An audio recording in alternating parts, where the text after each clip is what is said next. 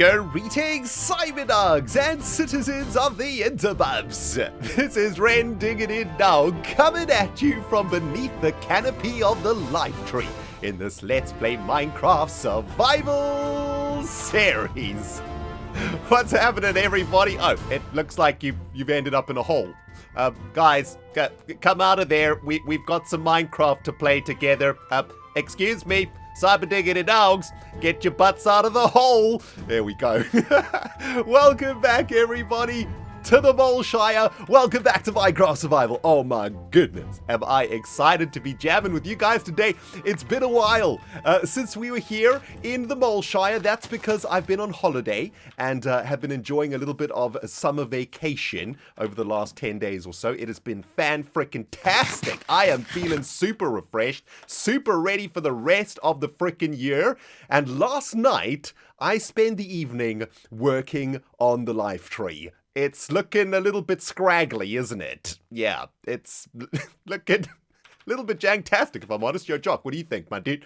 He's not happy, man. He doesn't even want to look at it. That's how janky it is right now. In good news, however, I have managed to do a lot of work on it, and especially with regards to the branches. And as you can see, I've replaced all of those horrible dirt branch foundations with some frickin' sticks, or some actual branches, or should I say loggage. And it's looking more and more like a tree. I also started working on one of the canopies over here, getting some leaf action in there. Looks a little bit weird, I know. Kind of looks like a giant bonsai tree at the moment. But today, we are going to be working a little bit more on the leaf action. Going to try get this tree looking more like a tree. And by the way, guys, thank you for all the amazing hints and tips in the previous episode. Lots of you guys had great ideas about how we could turn this tree into more of a tree and less of like a pole with tentacles sticking out of it. And one of the suggestions that I really, really liked was one of you guys mentioned making the branches at different levels so they don't all come out of the same sort of level. And that makes it look a little bit more realistic. So I've kind of staggered where the branches come out of the main trunk here. And I think that's really helped to bring the whole tree together. I know it looks absolutely insane, but once we get some leaves on this, my dudes, it's going to look absolutely awesome, and we should probably sleep the night away. I gotta say, though, everybody, please have a bit of patience with me today in Minecraft. I'm a little bit rusty. Whenever I take a little bit of a break from recording, even if it is just for a week or so, when I come back, the brain isn't quite functioning at full speed. You know what I mean? My brain's still in holiday mode. I haven't recorded a video in a while, so it's kind of tricky to keep the flow going, so to speak. Hello, son. Nice to see you again.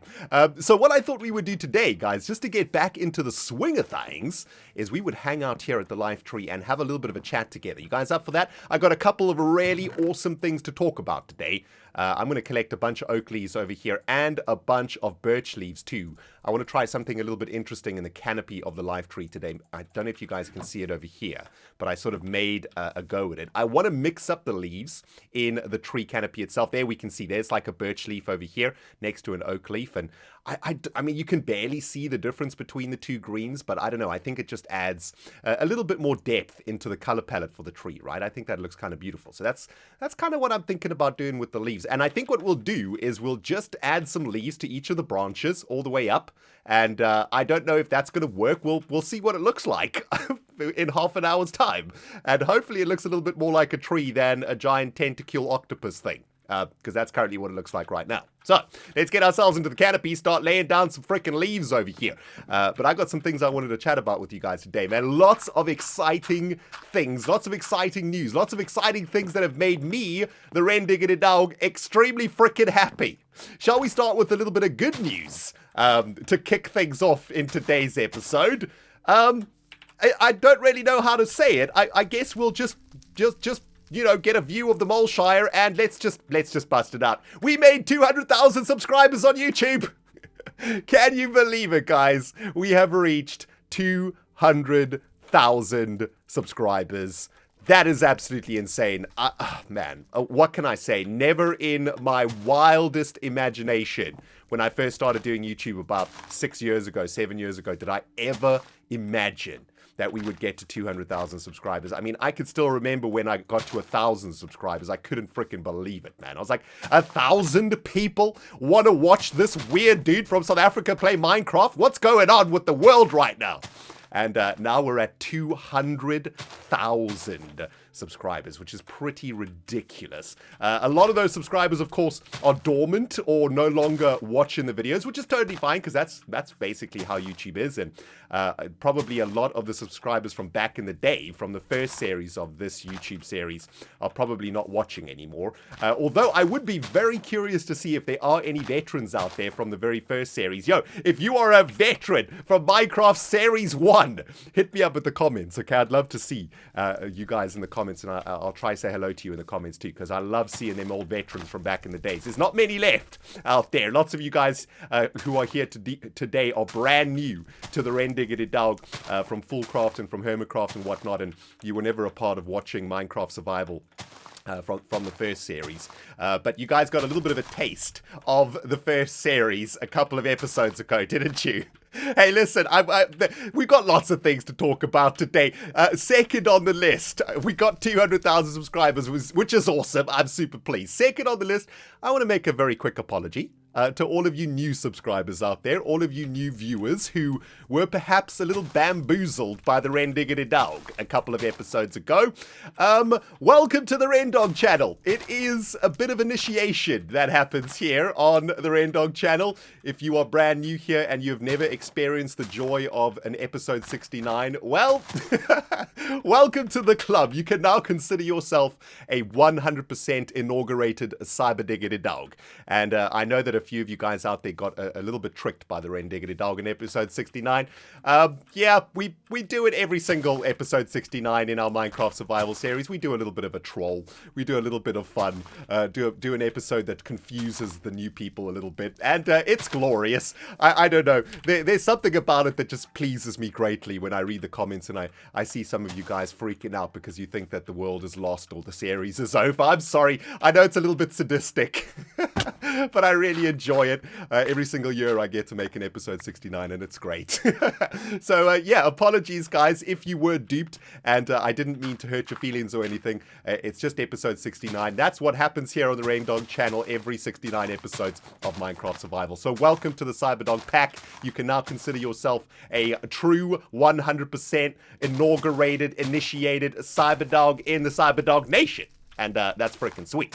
And yeah, that was basically an episode done from our old survival series that we started all the way back in 2012. And this is the second, series of Minecraft Survival that we're doing on the channel. So very, very exciting that we've come all the way this far. I can't believe, actually, that we're almost at episode 100 of this series also. Pretty insane, right? This is what, episode 73 or something? Can you guys believe it? It literally feels like we just started this series, right? It doesn't feel like it's been going that long. But, you know, when we look around, we actually have done quite a lot in the last 72 episodes, so that's pretty awesome. Anyway, episode 69. Apologies if you got wrecked, and if you did get wrecked, well, that's great because that was my goal. But yeah, it was just a troll, guys. Don't worry. Same thing will happen next year in season 2, probably. And all of you guys who got duped this year, you can laugh at all the people who get duped next year. So it kind of comes full circle, if you know what I'm saying. Okay, so that's what I wanted to talk about. What other good news did I want to talk about? Oh, yes. Oh, my goodness. Some of the most exciting news that is coming up in the world of Minecraft. 1.13 is fast approaching, isn't it? We are getting to the point where 1.13 is going to be released pretty soon by Mojang, which is very exciting. And what I'm most excited about is that I think the way that Mojang are going to program the update is that it's going to be an aquatic update, I think. For those of you guys who don't know much about the update, we're going to be adding a whole bunch of really awesome water-based stuff into Minecraft in the next update, and it's called the aquatic update. So the entire update is going to be very much focused on the oceans, on the waters, and so on. And we're going to be getting a whole bunch of really, really cool stuff in Minecraft, like coral reefs and different fish, and oh my goodness, there's so much stuff. It's insane. So I'm very excited about that. What I'm most excited about is also that apparently the update is going to be applied to already explored chunks also, right? So that is to say, with Minecraft updates in the past, if you had explored chunks in your world and a new update came and you updated your world to that particular version of Minecraft, everything that you had explored so far would not actually be affected by the update, right? I think that the aquatic update is actually going to do something different this time. For example, that chunk over there, that ocean area over there, is going to be populated with corals and fish and seaweed and stuff like that. I can't confirm whether that is going to happen or not, but I really do hope that it is going to happen, because we've been holding off on exploring a little bit in this series, haven't we? Because we've been waiting for the update. And I don't want to load any more chunks in the world if I don't have to, right? Because obviously, as a Minecraft veteran, I know that if you load too many chunks before an update, then it gets very, very difficult to find all the new stuff, because then you've got to travel really far to load brand new chunks for the new update. But hopefully, this new update is going to sort of help us a little bit and sort of load that stuff for us around here. And maybe there's like a manual way to trigger the loading of the update in certain chunks. I don't know. I'm going to have to look into it. But that's super exciting, my dudes. I cannot freaking wait for the update of 1.13. And of course, that is probably going to trigger you know, some new Hermitcraft action for all of the hermits out there too. So all of you Hermitcraft fans, man, it's going to be a sweet aquatic year of Minecraft on YouTube. Oh, baby, I'm super excited about that. And I hope all of you Minecraft fans out there are excited too, because the aquatic update is going to bring us a lot of awesome stuff. We're getting brand new slabs and stairs. We're getting a whole bunch of new blocks also. We're getting a bunch of new wood blocks. We're getting bark blocks and strip bark blocks. So when the aquatic update comes out, we'll be able to update our life tree a little bit, actually, and make it look even more fantastical than it is now. We could probably do a bunch of updates to the Moleshire too. Using the new updates, we can start working on better custom trees and stuff too. Oh, it's going to be absolutely glorious, my dudes. I can't wait. So that's very, very exciting. Hey, you guys looking forward to the new update? You know what? Shall we throw up a poll in today's episode? I know that some people, for some reason, are not that excited about the update. And let's see how many Cyberdogs out there are excited about the update, man. I'll throw up a little poll in the top right-hand corner of the video. It's going to ask something like, are you excited about the 1.13 aquatic update? I don't know, something generic like that. And if you can be bothered, go and vote in the poll, man. Let's have a look what the Cyberdog Nation feels about the aquatic update coming up. So yeah, that's pretty sweet. I think that's all of the news that I wanted to talk to you guys about today. If you can call it news. It's probably not really news, but I guess the ultimate conclusion of news with ReNDoG today is that I'm very, very, very happy right now, my dudes. I'm a very, very happy Cyberdog dog. Absolutely loving life. Super excited about the rest of the year. Very excited about what we've achieved so far in this year. It has been amazing, man. 200,000 subscribers, and a big warm welcome, I'd like to say, to all of the people that have come to us from Fullcraft. Fullcraft's been an absolutely massive series for us on the channel. One of the most successful series that we've done so far on the ReNDoG channel. So thank you, everybody, for supporting that series, for enjoying it. I know a ton of you guys watching this series are enjoying the Fullcraft series. So thank you, everybody, for the amazing love for the Fullcraftness. And, oh, man, I'm absolutely loving my time on that server. Unfortunately, Fullcraft does suck up most of my time because I'm pretty bad at modded Minecraft, and it takes me much longer to prepare a single Fullcraft episode than I would like. But hopefully I'll get a little bit better at modded Minecraft over time, and that should sort of help out in the future. But yeah, anyway, that's all the news. That's everything that I wanted to talk about. How's our canopy going over here? It's starting to look pretty interesting, right? This tree looks more like a baobab, I suppose, than a sort of massive tree of life. I don't really know what we're going to do about the leaves. Are we going to make this like a massive like shrub? Or are we going to have these sort of leafy sections sort of branching off? This looks very, very strange here, doesn't it? Yeah, that's looking a little bit too square. I think we're going to have to work on this a little bit. But guys, there is actually a little bit of a story that I wanted to tell you today, because I need a little bit of help from you humans out there, okay? And not just you humans, more specifically, you cat-loving humans out there. I'm having a little bit of an issue with the cat at the moment, and I'm not entirely sure what to do about it, because personally, I've never owned a cat. I had cats as pets when I was a kid, of course, but they were, that was my mum's cat. And I didn't really look after the cat or feed the cat or whatever, so I didn't really know anything about cats. All I knew is that every now and then my mum's cat would come and sit on my lap and give me a little bit of attention every now and then, because of course cats own humans, right? Humans don't own cats. And I've been having a little bit of an issue with a cat that has decided that he likes my home more than his own home. I think this is a neighbor's cat. He is very, very cute. He is one of the most adorable cats I've ever seen. He's very young. He's probably only about a year or so old, so he's like a kitten, right? Well, not necessarily. He's like a teenager, if that's such a thing in the cat kingdom. But he's like he has ginger fur with white stripes in it. He looks a little bit like a ginger zebra. Is the only way that I could explain what he looks like. He's got these massive blue eyes, and he's also got a name tag on him. So he's obviously owned by somebody. I'm assuming he's my neighbor's cat or something. But this particular little cat has decided that he doesn't like his humans anymore, I think. And he has decided that he prefers my house to his actual house. And over the last few weeks or so, he has decided to make my home his residence, so to speak. It all started a few weeks ago when I was chilling on my computer. I was doing a little bit of recording, a little bit of editing, and I heard a noise in my house. And I freaked out because I thought that someone had broken into my house. Because, I'm a real life hermit, right? So I live all by myself. I don't have anybody else in this house. No one ever disturbs me around here. And there's never any noise in my house. But I heard this like clanking in my kitchen. Like my pans and stuff were clanking.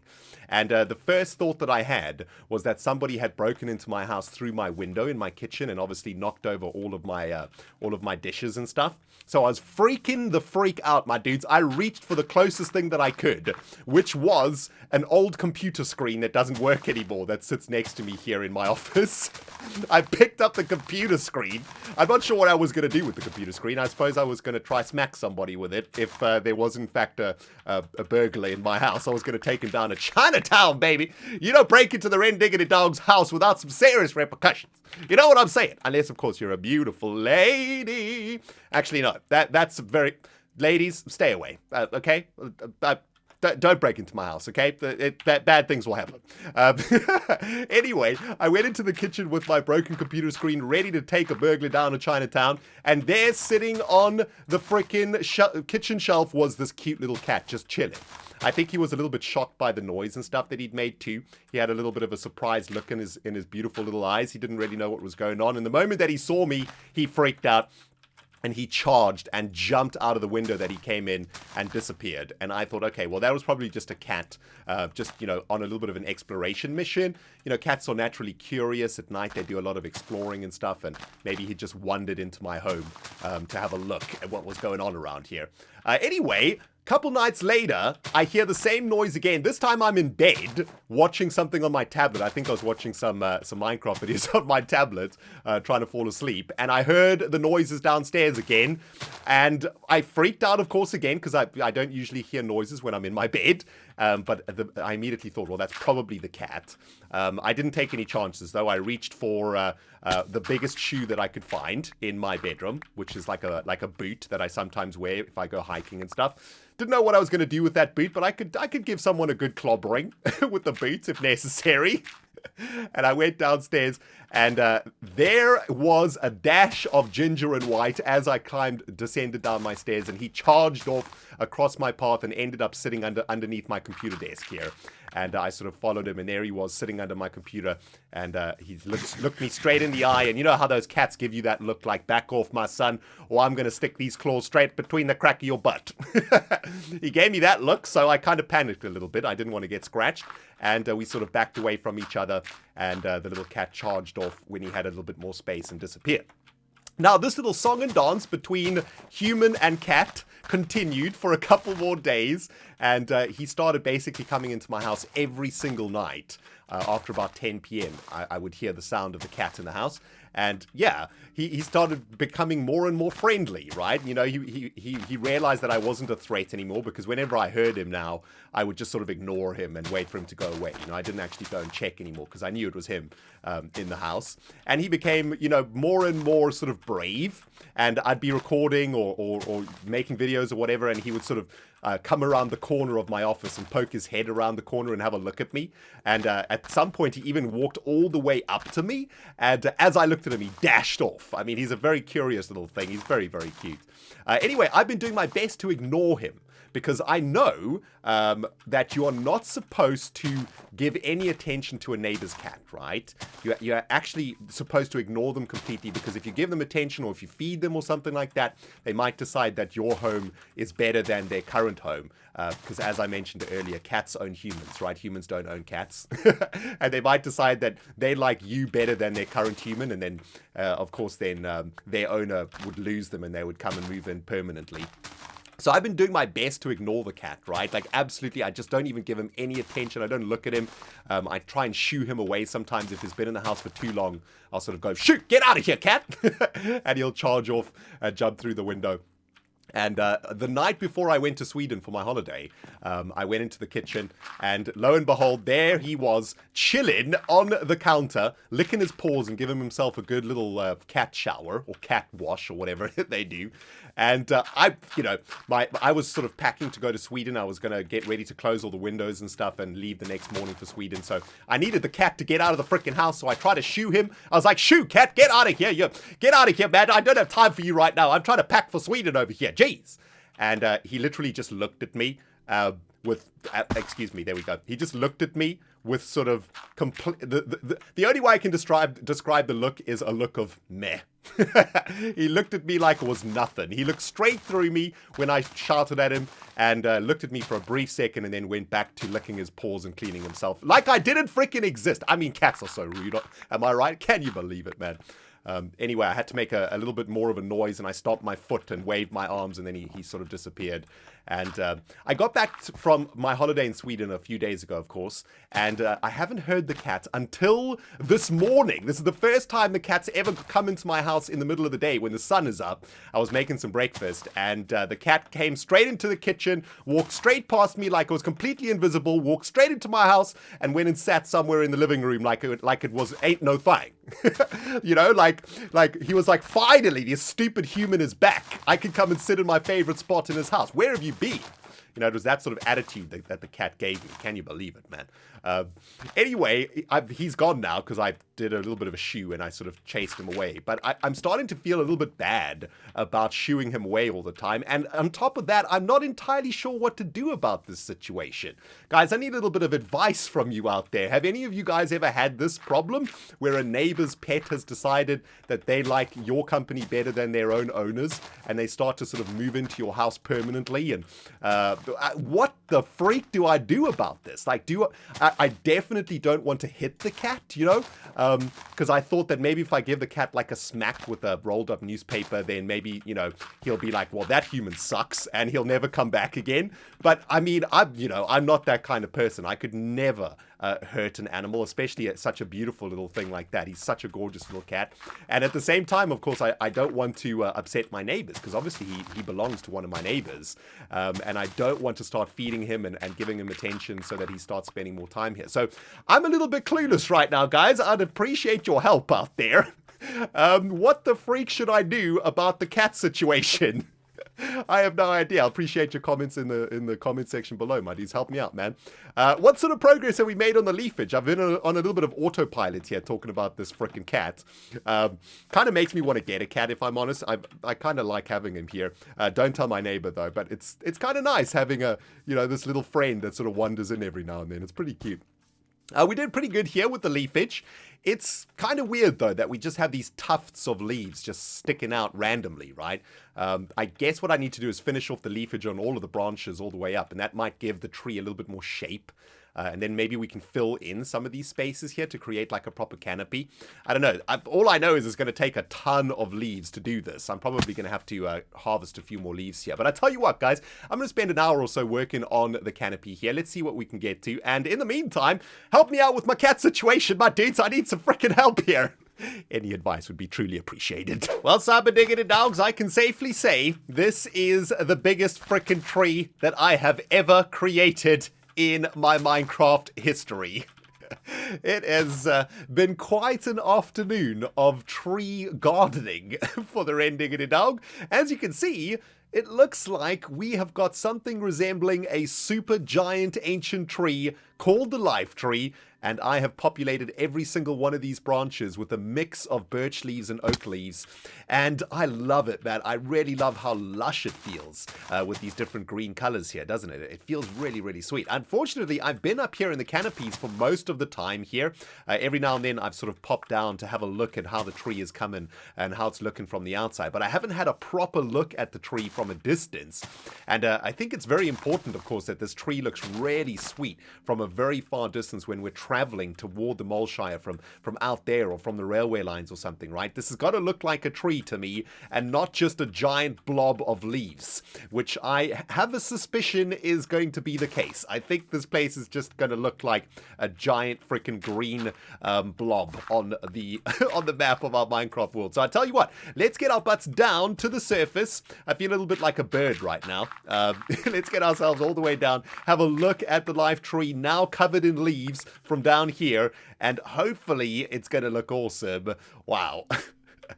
That's actually turned out better than I thought. I was a little bit worried about the leaves not being connected with each other because of the branch design that we've gone with, but that kind of reminds me, as I think I mentioned at the beginning of the episode, of a giant baobab tree, which are quite common in South Africa. And I've seen quite a few of them at the Kruger National Park. And that's actually really cool. I like that. That looks really great up close, right? Look at that, man. I really love the different leaves in the build too. You can barely see them, but I think that it's definitely adding some depth into this. Looking beautiful. Let's have a look from this side. Jock has still turned his back to it. He's still not happy with it. Let's have a look from here.